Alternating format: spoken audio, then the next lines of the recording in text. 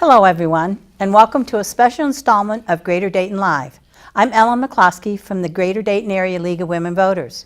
Today we are talking about Issue 9 with representatives from the City of Dayton, Mayor Nan Whaley, Fred Stovall, and Chief Likens from the Dayton Fire Department.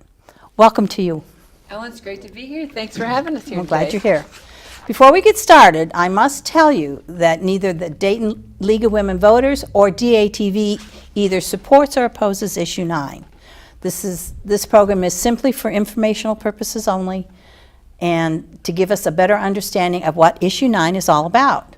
Now, with that said, let's begin. Thanks, Ellen. Okay, we'll start when we have some questions for you. We'll start with you, Mayor Whaley. Can you explain to our viewers what Issue 9 is? Well, Issue 9 is an opportunity for the citizens of Dayton. It's on this November 8th ballot, or if you vote early, any time that you vote, it's on the ballot here in the city of Dayton. An opportunity to really invest in our community. As many people know, we've experienced, like many cities across the state, some serious cuts that have happened just from both state budget and the Great Recession. And we really want to make sure that we have the opportunity to invest in our neighborhoods. So the issue 9 is an offer of an earned income tax of a 0.25% increase. So right now we are at 2.25% at the city of Dayton. It would take us to 2.5%, equaling Moraine and Oakwood are both at that level. And the 0.25% would actually be focused around some specific items, protecting our fire and EMS, increasing a couple of police officers each year, investing in roads, something very passionate to a lot of neighborhoods in Dayton. More regular mowing of the 5,700 vacant lots that the city does not own that mows. And then what I'm really excited about, I'm excited about all that too, guys, but the piece that's new would be the opportunity to provide high quality preschool to every single 4-year-old in the city of Dayton. We really want to work on investing in our future, and these investments are both on the ground with roads and making sure we have good quality services, but also making sure that we invest in our workforce. And so the high quality pre-K is a key part as we look to the next 20 years in the city of Dayton. Okay, thank you. And I guess you pretty much answered this question. Why is the city asking residents to pass Issue 9? Well, the issue for the commissioners, and the commissioners took this decision very seriously to put it on the ballot. This is the first time the city has asked for an increase in 32 years. So 1984 was the last time the city went to the voters to ask for an increase. And really, the state cuts, we're losing around $10 million every single year from the cuts that the state has made to all cities across the state of Ohio. And, when you stop investing in your community, you stop paving roads regularly, you stop being able to really take care of the community, we're starting to see other disinvestment. We want to make sure that we invest in the future of Dayton, and that's the reason why we decided to put it on the ballot this November. Okay, and overall, how much money will Issue 9 raise? It will raise around $11 million for the cost for each, if you work in the city of Dayton, you pay the tax. So if you work in the city and you make around $35,000 a year, the tax will cost you $1.60 a week. If you're a senior, and you're on a Social Security or a fixed income, it's an earned income tax. So Social Security, pension benefits are not taxed in this. And so it will not cost a senior that's on a pension any money. It's only for money that is earned. But it'll raise around $11 million for the city. Okay, and how is the money scheduled to be allocated? So like I talked about the different areas for the tax, it will raise around $11 million. A little over $4 million will go towards the universal pre-K effort. Around $3 million is for the paving. So over half the money is right there between paving roads and universal pre-K. We'll also work, we have a bit of a budget hole, frankly, because of the cuts, and so we'll work to protect fire and EMS services. And we will also then spend a portion of the money on mowing. So right now we mow 3 times a year for vacant lots. We'll mow every single month, which will make the neighborhoods much better. It's about $500,000 or $600,000 there. So it keeps on, so each of the groups, but the large portion is for pre-K and for paving. Okay, thank you. Thank you, Ellen. And our next series of questions will go to Assistant Chief Likens. One of the areas that are subject to cuts if the issue fails is our safety services, such as fire and EMS. In fact, these services could be cut up to $1 million. What will this mean to city residents? Well, I think where citizens will notice the cuts, any cuts that happen to the fire department as a result of a no vote for this, will be in our emergency response, fire and EMS response times. And why that's important is it's widely accepted that there's a 4-minute window when somebody's in full arrest or having a heart attack that they really need emergency service providers to get on the scene and do CPR and advanced medical skills. If they do arrive on the scene in that 4-minute window, the odds of survivability for that patient quadruples. And for every minute that we fail to arrive within that 4-minute window, that patient's chance of surviving reduces about 10%. That's the same is true on the fire side of the equation as well. When we respond to structure fires, fires typically double in size about doubles every minute. After about 9 minutes, when the fire grows in intensity, it gets to a point where it reaches flashover. And what flashover is, it's when all the combustible items in the structure reach their ignition temperature and they ignite. And the importance of that is the temperature levels spike over 1,000 degrees and it becomes unsurvivable. And so you can see how important that our rapid response to both EMS incidents and fire incidents, how important that is. And any future cuts for the fire department would ultimately at some point translate into a further delay in our response times. And then I'd also like to bring up our ISO rating. August of this year, the Dayton Fire Department in the city of Dayton was able to get our ISO rating, or it stands for Insurance Service Office rating, raised from a 3 to a 2. Dayton is really on the top, we're in the top 2% of all fire departments in the country. We're one of 1,060 fire departments out of 48,000 in the country to get a level 2 insurance rating. And the importance of that is that's what the ISO rating is one of the components that insurance companies use when they determine insurance rates for homeowners and businesses. And so should the fire department have to absorb $1 million cut to our budget, there'll be consequences in the fire service, in the fire department. And should the ISO reevaluate our rating, there's a chance, and it happened in Atlanta in 2001 where they went from an ISO rating of 2 to a 4, and insurance rates went up for their homeowners and their businesses that felt almost like a tax.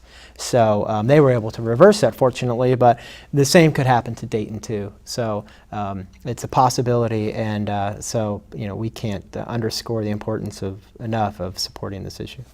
Okay, and so how many EMS and fire calls does the department respond to on an average? A lot, about 35,000 a year. Wow. Yeah, 77% of those are EMS related. What's interesting about that number, though, when I came on in 1992, almost 25 years ago, we handled that run volume with 14 engines and 7 ladders. Currently, we handle that run, even a higher run volume now, with 8 engines and 4 ladders. And I bring that up to highlight the point that we are a very lean organization, and any cut, even $1 million cut to our budget, it would be substantial and be very hard to absorb. Well, and one more question for you. Besides the traditional services, what are some of the ancillary services that the fire department performs? Smoke detectors, carbon monoxide? It's a great question. Whatever. We do a lot. Everybody knows we respond to structure fires and emergency medical incidents, but lately, especially lately, we've been focusing a lot of our time and energy on the fire prevention aspect of it, really getting involved in the community risk reduction aspect of it. We want to go from being response-centric to being more of a prevention-centric organization.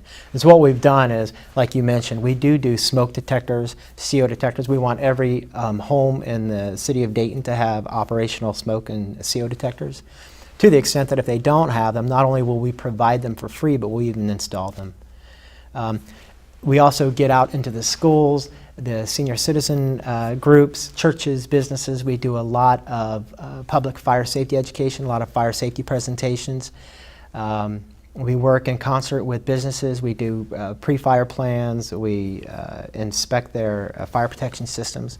So we do a lot of things, not suppression or EMS related, that really have value to the citizens and to the businesses of the city of Dayton. And one of my bigger fears is we've come so far lately in the last couple of years on improving and reducing the community risk reduction, our community risk for our citizens, that I would hate to see any change that would result from a no vote on this issue that might come about that would negatively affect our progress.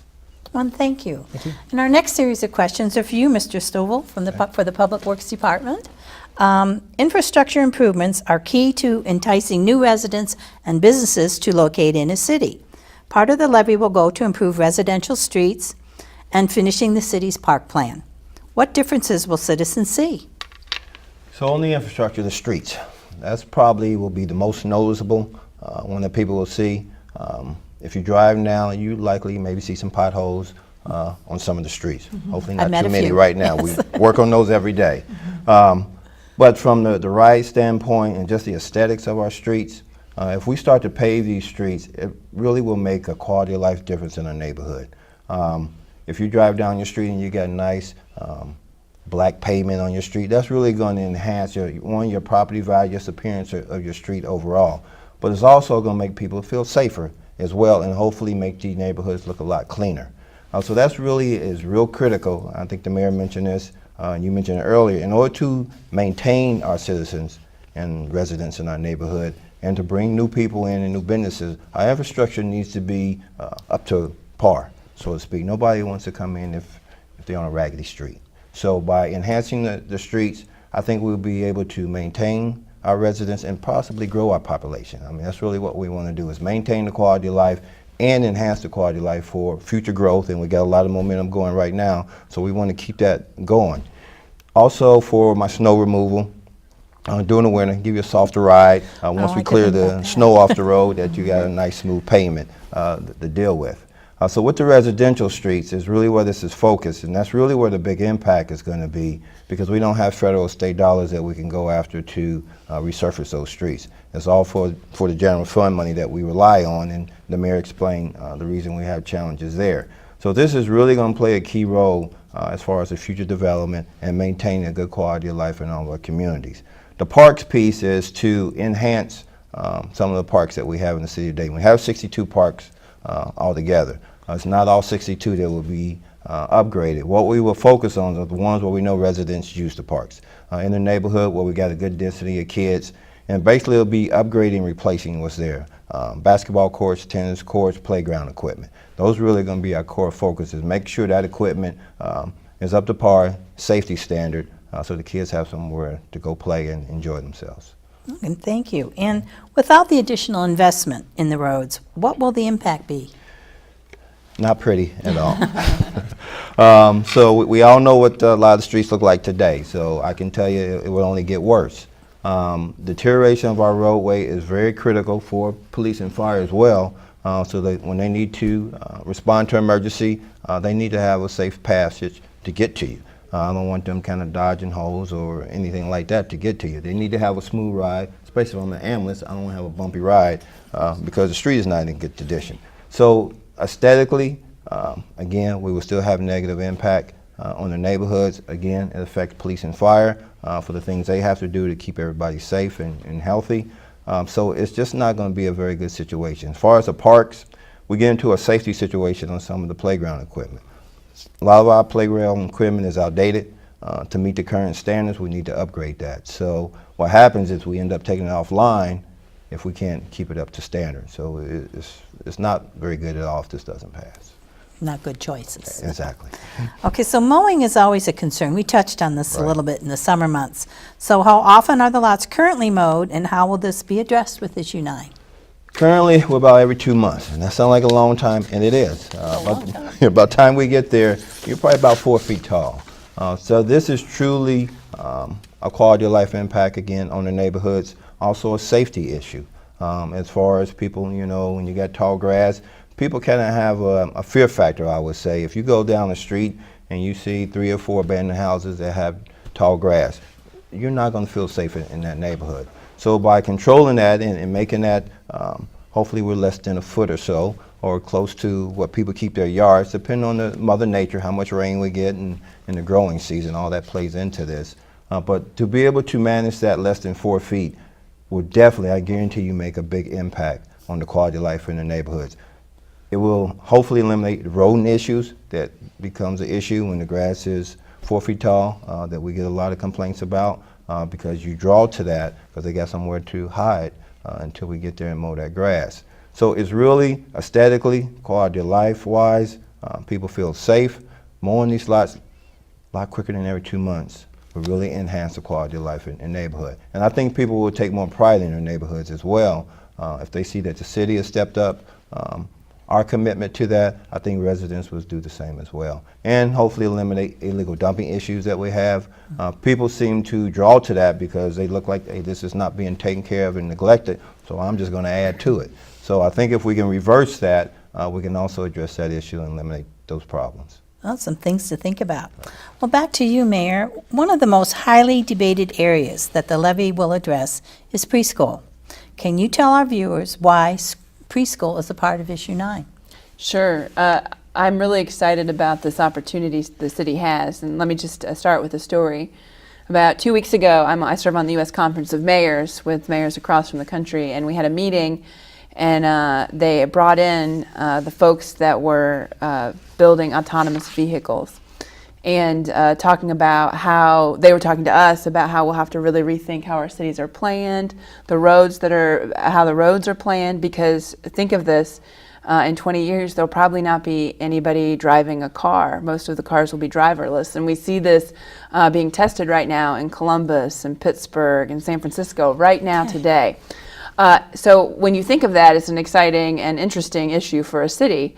But the first thing I really thought about was like, well, what's the workforce going to be like? Because right now, millions of people have jobs driving goods and services all across our country, Teamsters and folks, Uber drivers even now that were disrupted, but still that's a big part of what people do is work. And so really pre-K is for us to really start investing in young people at the very beginning, because by the time these 4-year-olds right now are 24 years old, this community and this country will look nothing like what we see today because of the innovation and technology that's happening. And we need our children to be able to think well and be able to fit in the jobs of the future. That's what we're trying to prepare them for, is that world of 20 years from now.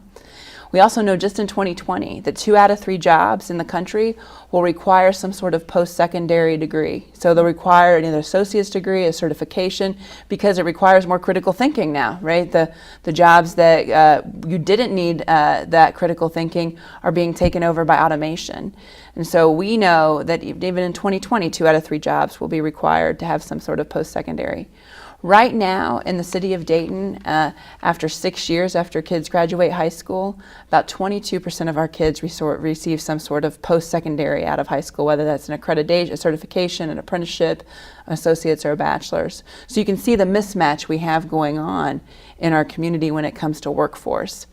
We also know that if you start at the beginning of the pipeline with 4-year-olds, which is what we're trying to do, that when kids are ready for kindergarten, they're more likely to do well all the way through that whole pipeline, to think critically and like school.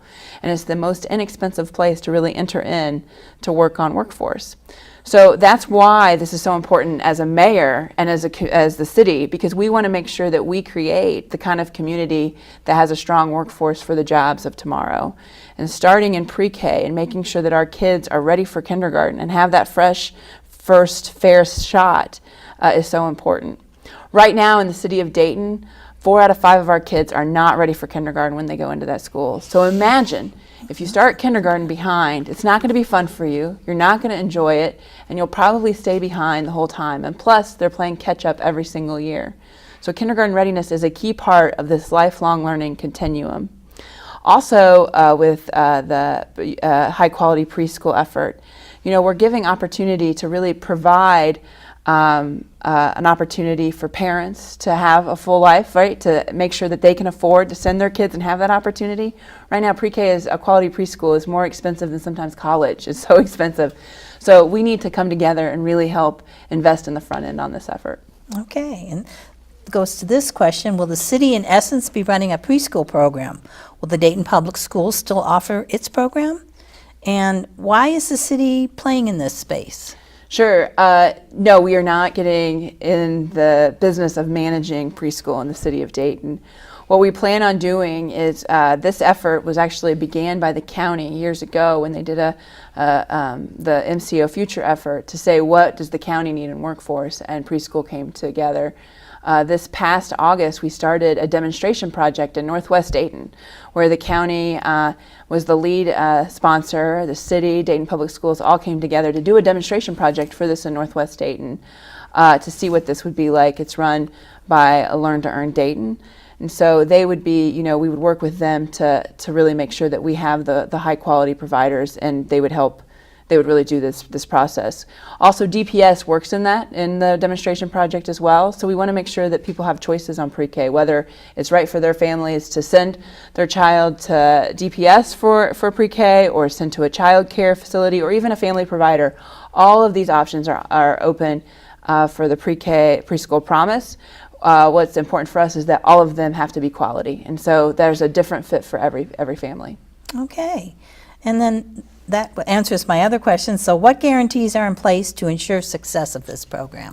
Well, let me say a couple of things. The taxes that we're asking is 8 years and temporary. So, we know that should it be successful, it's only an 8-year period, and the city would have to go back to the voters in 8 years to ask for it to be renewed. The reason why we did that was for a couple of reasons. Number one, so the community knew that we had to do what we say we're going to do on this. Number two, if the 4-year-olds now will be 12, and so we can really look to see if this high quality pre-K really works in the city. And so we can check third grade reading guarantee, which is a huge indicator on high school completion and college graduation. In third grade, kids read to learn. And before that, they learn to read, and so that's a real key piece. And we know from other places that pre-K helps that third grade reading guarantee. So we will have a lot of information to see how pre-K is doing at the end of the 8 years. So we have pieces in place to make sure that we do what we say we're going to do. Also, the City Commission introduced an ordinance, and had 2 readings in it last month, to put in the General Code of Ordinances exactly what we've just described, to say this is what the money will be spent on. Because, I might not last very long, right, as mayor. Next year is an election, I might not win, or a commissioner may leave, but we know the vote is right now, and we want people to know that whatever they say they want to spend the money on, that is continued regardless who's on the City Commission, because that's what this vote's about. I also want to say one other thing, Ellen. I have to give these guys credit on such great work the city has done over the past 10 to 15 years. Since 2001, the city has cut 40% of its employees. So imagine a business still providing services with nearly half of the employees they had 15 years ago. It's unheard of in private sector, but that's what these guys have done, providing fantastic service, figuring out ways to really meet citizens where they are and provide the needs of the community. And we are truly at the crossroads here when it comes to that. If we cut any more, any more employees, any more of the efforts, the stuff that Chief Lykin said will really come home to bear it, and we'll start to see some really detriment issues with our services and with our investment in the city. So I think, that's why you've seen bond rating upgrades go in the city. 3 times they've had their bond rating upgraded during this period, even through cuts. And that's unheard of any city really in the country but Dayton. Okay, thank you. And that's about it for this edition of Greater Dayton Live. I'd like to thank my guests, Mayor Nan Whaley, Fred Stovall from Public Works, and Chief Lykins of the Fire Department, for being with us to inform the voters on Issue 9. The League would like to thank Greater Dayton Live and DATV for this opportunity. Would like to remind everyone that if you did not receive it in your local paper, the League's Nonpartisan Voters Guide is now available at your local library. We encourage everyone to learn about the candidates and issues and vote on Election Day, November the 8th. And thank you for your time.